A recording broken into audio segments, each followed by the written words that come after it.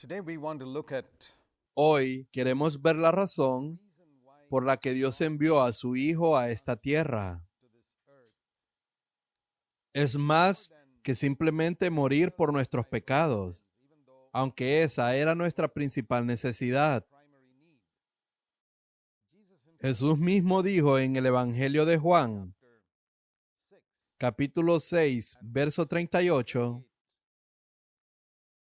Él describió el propósito con el cual vino del cielo. En estas palabras, he bajado del cielo, no para hacer mi voluntad, sino la voluntad de aquel que me ha enviado. Es una afirmación bastante sorprendente cuando se piensa en ello, porque cuando Jesús estaba en el cielo, desde toda la eternidad, como la segunda persona de la Trinidad, no había ningún conflicto entre su voluntad y la voluntad de su Padre. En el cielo, por los siglos de los siglos, Él podría decir, hago mi voluntad, porque es la misma voluntad de mi Padre. Pero en el momento en que vino a la tierra y se hizo como nosotros, y si tenía que ser como nosotros, entonces Él tenía que tener un libre albedrío. Todos los seres humanos tienen libre albedrío. Nuestros hijos tienen libre albedrío. Pueden desobedecernos si quieren. Y si Jesús no iba a ser un robot, y sabemos que no lo era, entonces tenía que tener un libre albedrío. Y Él dice en relación con eso, debido a la libertad de elección que tenía como un ser humano. Vimos antes que Jesús era 100% Dios y 100% hombre. Y en el aspecto 100% hombre de su personalidad, ambos en la misma persona, Él no era dos personas. Es esta parte la que no es suficientemente entendida o enfatizada o incluso aceptada por muchos cristianos nacidos de nuevo. Piensan que desagradan a Jesús al enfatizar su humanidad. En realidad, lo degradan al no enfatizar su humanidad. Piensan que si decimos que era como nosotros, lo hacemos pecador. No, Él como hombre no fue creado pecador y no había pecado en Jesús en absoluto, pero Él era como nosotros y por lo tanto tenía voluntad. Y si quería agradar a su Padre como hombre, tenía que decir no a su propia voluntad. Y eso es lo que Él dice aquí. No he venido del cielo para hacer mi voluntad, sino la voluntad del que me envió. Este es un versículo en sus propias palabras que prueba su humanidad. Y deberíamos estar orgullosos y encantados por el hecho de que se hizo uno como nosotros. Jesús una vez describió su venida a la tierra y el hecho de ser hombre lo comparó con la escalera que Jacob vio subir al cielo. Lo dijo en Juan 1, verso 51. En verdad os digo que veréis los cielos abiertos. Le dijo allí a Natanael. Y los ángeles de Dios subiendo y bajando sobre el Hijo del Hombre. Se refería al sueño que tuvo Jacob en el Antiguo Testamento, en el que veía cuando dormía una noche de su viaje, una escalera que iba de la tierra al cielo, y los ángeles de Dios descendiendo en esa escalera. Y Jesús aplica esto a sí mismo. Él es esa escalera. Él es el Hijo del Hombre que une el cielo con la tierra. Y la cuestión es que si el último peldaño de esa escalera no tocara la tierra, no podría conectarnos con el cielo. No vino y se quedó un poco encima de nosotros. Vino hasta abajo. La parte inferior de la escalera tocó la tierra. Él era como nosotros. Por lo tanto, negó su propia voluntad. Y eso es lo que nos anima a creer que nosotros también podemos seguirle. Así que en la voluntad del Padre para Jesús en la tierra, Él no solo iba a ser nuestro sustituto o nuestro Salvador, muriendo en la cruz, Él también iba a ser nuestro ejemplo, como hemos considerado en nuestro último estudio. Estamos llamados no solo a creer en Él para nuestra salvación y para el perdón de nuestros pecados, sino también a seguirle. Y eso es lo que nos pide que hagamos constantemente. Hay un versículo muy hermoso en Filipenses capítulo 2. La mayoría de los cristianos están familiarizados con este versículo. Dice en Filipenses 2, verso 5, haya pues en vosotros esta actitud que hubo también en Cristo Jesús. O dejen que esta mente esté en ustedes, la misma que estaba en Cristo Jesús, que aunque existía en la forma de Dios, no consideró igualdad con Dios como algo a que aferrarse, sino que se despojó a sí mismo, tomando forma de siervo y hecho a semejanza de los hombres. Así que vemos aquí muy claramente que Él se despojó de esos derechos y recursos que Él tenía como Dios cuando vino a la tierra, aunque en su persona continuó siendo Dios, y porque Él era un hombre como nosotros en esta tierra. La palabra de Dios nos desafía a tener la misma mente que Él tenía, a tener la misma actitud hacia las personas, las circunstancias, las cosas materiales, hacia las pruebas, la tentación, hacia todo. El secreto del verdadero cristianismo está en este versículo. Si quieres ser discípulo de Jesús, esto es lo que tienes que hacer. Permite que tu mente sea transformada a la semejanza de la mente de Cristo. Ahora bien, esto no era posible en los tiempos del Antiguo Testamento, por una razón.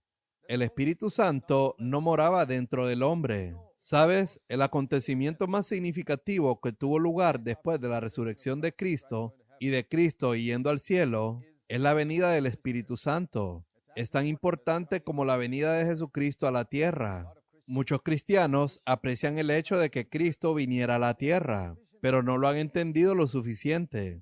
Las implicaciones y la bendición de la tercera persona de la Trinidad, el Espíritu Santo, viniendo también a la tierra. ¿Por qué vino a la tierra? Ocasionalmente visitaba a la gente en el Antiguo Testamento, pero ahora vino a morar en la gente, a entrar en su interior, a hacer de este cuerpo su templo. Este es ahora el verdadero templo de Dios. Cuando recibo a Cristo en mi vida y abro mi ser a su Espíritu Santo, Él hace de mi cuerpo la casa de Dios. En el Antiguo Testamento, la casa de Dios estaba en Jerusalén, un edificio físico.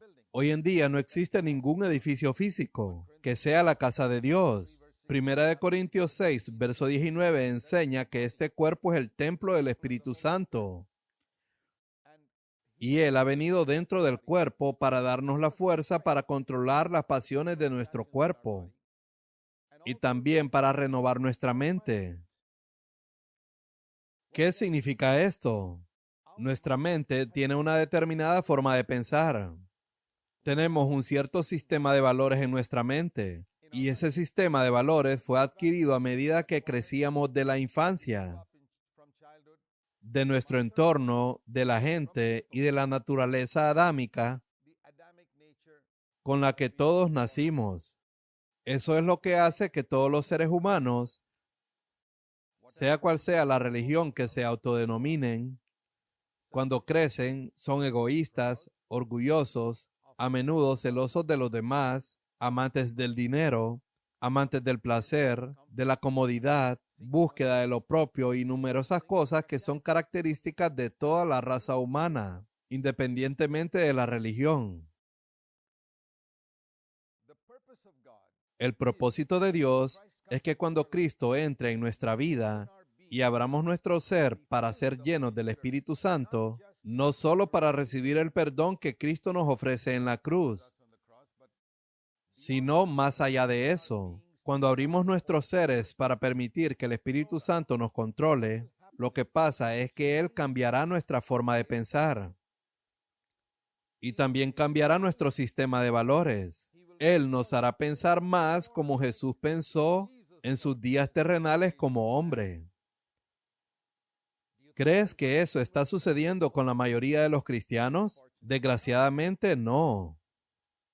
¿Cuántos cristianos encuentras que se tomen en serio el mirar las cosas de la misma manera en las que Jesús las miraba,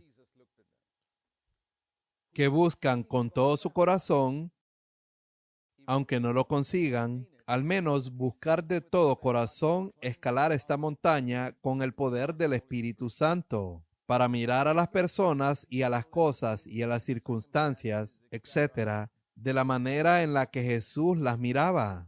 Ese es el sentido de este mandamiento. Esto no es una sugerencia. Inspirado por el Espíritu Santo, Pablo dice en Filipenses 2, verso 5, debes tener la mente de Cristo, debes tener la misma actitud que tuvo Jesús. Eso significa que debemos mirar a la gente de la misma manera en la que Jesús les miraba. Debemos mirar a las mujeres como Jesús miraba a las mujeres. Debemos mirar las cosas materiales de la misma manera que Jesús las miraba, no con codicia ni avaricia, tratando de apoderarnos de todo lo que podamos, sino contentándonos con lo que Dios nos ha dado. Y cuando tengamos más que suficiente para nosotros, usarlo para bendecir a otras personas. Así era Jesús. Jesús no tomaba todo el dinero que la gente le daba y se lo quedaba todo para él. No. Él se lo daba a los pobres. Leíste sobre eso en Juan 13, verso 29. Él mismo era tan pobre que no tenía dónde poner su cabeza. Pero todo lo que la gente le daba, él se lo daba también a los pobres. Y al mismo tiempo leemos en el mismo versículo de Juan 13, verso 29, él compró lo que era necesario. No hay nada de malo en usar nuestro dinero para comprar lo que necesitamos. Pero muy a menudo tenemos que decir que la mayoría de los cristianos no han cambiado su actitud hacia el dinero, porque no han permitido que el Espíritu Santo renueve su forma de pensar. La transformación a la semejanza de Cristo es la meta de Dios para nosotros. En Romanos capítulo 8, verso 29, leemos una palabra llamada predestinado. El tema de la predestinación ha sido discutido por muchas personas que estudian la Biblia y tienen diferentes interpretaciones. Y hay personas que hablan de cómo algunos seres humanos están predestinados para ir al infierno y otros seres humanos están predestinados para ir al cielo. No sé de dónde sacan todas estas ideas. Desde luego no es de la Biblia, porque no hay ni un solo versículo en la Biblia que diga que alguien fue predestinado para ir al cielo o al infierno. La palabra predestinación en la Biblia no está relacionada con el cielo o el infierno. Ese no es el destino que Dios ha predestinado para nosotros. La predestinación significa que el destino está determinado de antemano. Dios ha determinado un destino para nosotros, que somos sus hijos, y quiero decirte, esto puede sorprenderte. Ese destino no es el cielo. ¿Dónde está entonces? Esa predestinación es, según Romanos 8, verso 29, la conformidad con la semejanza de Cristo. Aquí dice, los predestinó a los que escogió y llamó, a los que conocía de antemano. Cuando dice que Él los conoció de antemano, significa que Él sabía de antemano que ciertas personas responderían a las afirmaciones de Cristo. Así que Él hizo un plan para ellos. Él sabía quiénes responderían al llamado de Cristo antes de la creación del mundo. Es por eso que pudo inscribir sus nombres en el libro de la vida. Él sabía quiénes serían todos los que resistirían fielmente hasta el fin. Sus nombres fueron inscritos en el libro de la vida. Y Él les preparó un destino que es lo que la Biblia llama predestinación. Y ese destino es la conformidad total a la semejanza de Cristo. En otras palabras, si me preguntan cuál es el plan definitivo de Dios para mí, ¿qué es lo que Él ha predestinado para mí? ¿Cuál es mi predestinación? Tengo muy claro que en mi personalidad seré totalmente como Jesucristo, en mi actitud hacia las personas, hacia las cosas, hacia el servicio a los demás, hacia todo en mi vida. Y te diré algo, esa es una meta mucho más grande que ir al cielo. El deseo de ir al cielo puede ser un deseo muy egoísta. También el deseo de escapar del infierno puede ser un deseo muy egoísta. Ningún tonto quiere ir al infierno. Ni siquiera un tonto quiere ir allí. Nadie quiere ir allí. Solo un hombre que no entiende lo que es el infierno. De lo contrario, nadie, ninguna persona sensata querría ir allí. Ni siquiera un tonto. Pero el cielo también lo es. Quiero decir que elegir el cielo no significa que seas una persona espiritual. ¿Elegirías una mansión o una choza para vivir? Si eliges una mansión, no significa que seas espiritual. Puede ser un deseo muy egoísta elegir el cielo, pero aquí está la meta. No es el cielo o el infierno. Es una cuestión de conformidad con Jesucristo. Y ese proceso comienza ahora mismo. Que tan pronto como Cristo entra en nuestra vida y el Espíritu Santo nos llena, Dios comienza una obra en nosotros. Esa obra se llama en el Nuevo Testamento santificación. Y la palabra santificación significa ser separado. ¿Separado de qué? Separado de... Por favor, escuchen atentamente. Todo lo que no es cristiano y todo lo que es adámico. Tenemos mucho de la naturaleza de Adán dentro de nosotros. Y esa naturaleza es básicamente egoísta y orgullosa. Solo pensamos en nosotros mismos y despreciamos a los demás como si estuvieran por debajo de nosotros. Cuando Jesús vino a la tierra, no hizo nada parecido. Nunca menospreció a ningún ser humano. El mendigo más humilde era tan valioso para él como el rey Herodes o Pilato o cualquiera. Todos eran iguales, como todos los seres humanos son iguales ante Dios. Y nunca pensó solo en sí mismo. El mismo hecho de que viniera del cielo demuestra que era totalmente desinteresado. ¿Por qué vino del cielo a la tierra? ¿Por qué vino del cielo? No fue para conseguir nada para sí mismo. Podemos hacer servicio cristiano o servicio social para obtener alguna satisfacción para nosotros mismos, que estamos haciendo algo por Dios. Jesús no vino a la tierra para obtener alguna satisfacción de que estaba haciendo algo por su Padre. Vino con el motivo puramente amoroso y desinteresado de llevarnos a donde Él está. Sacarnos del pozo en el que estamos y llevarnos a donde Él está, para disfrutar de todo lo que Él disfrutó. Su deseo era que disfrutáramos de lo que Él tiene. Eso es altruismo total. Una madre es así. Una buena madre, un buen padre también, querrá que sus hijos disfruten de lo que ellos están disfrutando y que disfruten aún más. La manifestación de amor más desinteresada que vemos sobre la faz de la tierra es la de una madre por su pequeño hijo. Está dispuesta a sacrificar tanto para que su hijo esté a gusto. Esta es la forma más pura de amor que se puede ver en esta tierra. Y el amor de Dios, multiplícalo por 1,000,000 y entenderás el amor de Dios. Es totalmente desinteresado y Cristo vino a la tierra para cambiarnos. No podemos cambiarnos a nosotros mismos. Es imposible. Por mucho que lo intentemos, podemos parecer o fingir ser amables, desinteresados, porque recibimos honores por ello, porque podemos tener mala fama si actuamos con orgullo o con egoísmo. Así que podemos actuar sin egoísmo, actuar con humildad y conseguir una reputación para nosotros mismos. Pero eso no es cristianismo. El cristianismo es donde nuestra vida interior cambia, donde somos los mismos por dentro. Cuando Jesús dijo, yo soy el camino, la verdad y la vida, ¿qué quiso decir con la palabra verdad? Lo contrario de verdad es mentira. Lo que quiso decir es que no hay mentira en mí. No estoy fingiendo. No estoy actuando por fuera algo que no soy por dentro. Verdad significa realidad. Yo soy real. Los cristianos deben ser reales. Debéis aparentar por fuera lo que sois de verdad por dentro. Ahora bien, al principio eso no es verdad.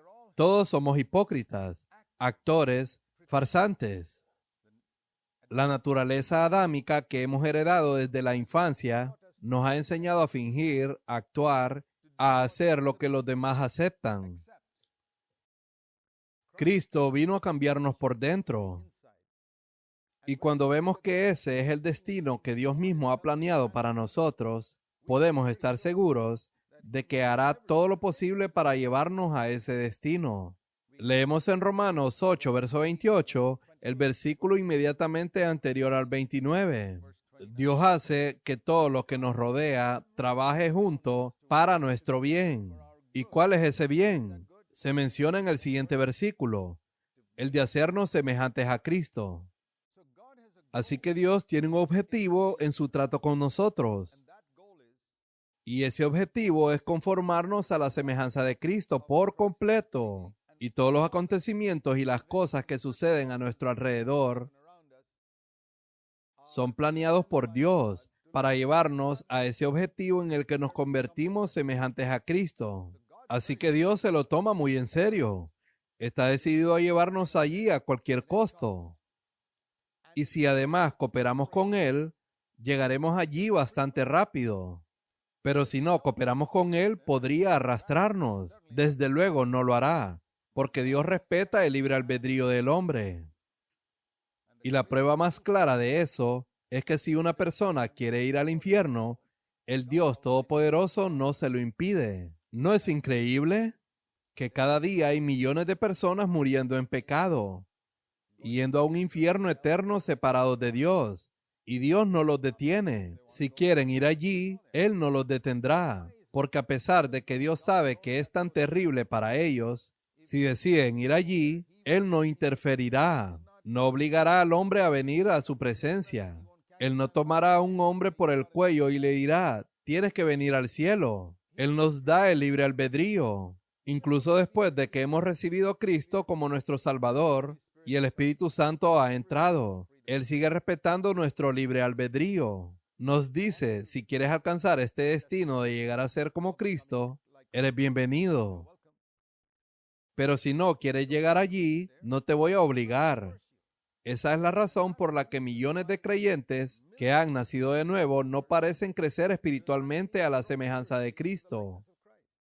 Incluso 20 o 30 años después de haber nacido de nuevo, son egoístas, orgullosos, celosos, enojados o amargados. Apenas hay diferencia entre estos llamados cristianos nacidos de nuevo y aquellos que son ateos. A veces esos ateos se comportan mucho mejor. ¿Cuál es la razón? Una razón podría ser que estas personas probablemente no han nacido de nuevo genuinamente. Probablemente solo han pasado por una fórmula que les enseñó algún predicador para decir estas palabras mágicas: Señor Jesús, ven a mi corazón, como algún tipo de mantra que pensaban que los cambiaría. No había sinceridad en su corazón, no había arrepentimiento, no le habían dado la vuelta al pecado, no habían reconocido lo que Cristo había hecho por ellos y el precio que había pagado por ellos. Y así responden de forma egoísta, porque quieren ir al cielo. Los amenazan que irán al infierno si no creen, y por eso creen. Esa es una categoría de personas. Y la otra son aquellos que pueden haber nacido de nuevo genuinamente, pero que no han entendido que Dios ha hecho provisión para que tengan toda su mente controlada por el Espíritu Santo, para que puedan ser transformados a semejanza de Cristo. El poder del Espíritu Santo es como la electricidad. Somos como bombillas. Es solo cuando la electricidad fluye en la bombilla es que la luz se enciende. De lo contrario, aunque tenga la capacidad de encender, no encenderá. El deseo de Dios es que abramos nuestro ser. No nos está diciendo que encendamos solos, no. Él sabe que no podemos hacerlo. Nos está diciendo que abramos nuestro ser a su poder, el poder de su Espíritu Santo. La vida cristiana es realmente muy simple. En realidad, es muy emocionante porque Él no espera que hagamos nada por nuestra cuenta. Abre tu ser, dice Dios, al poder de mi Espíritu Santo y te cambiaré. El destino determinado es por Él, y Él obra cosas en nuestras circunstancias, y Él trabaja dentro de nosotros para hacernos como Cristo. Así que cuando tienes una orden que dice, ten esta actitud que está en Cristo, Él es el que está dispuesto a producir eso en nosotros. Solo si nosotros estamos dispuestos a cambiar. ¿No es un mensaje maravilloso? Todo lo que tenemos que hacer es estar dispuestos. ¿Estás dispuesto? Eso es todo lo que Dios quiere de ti. Díselo. Que Dios te bendiga.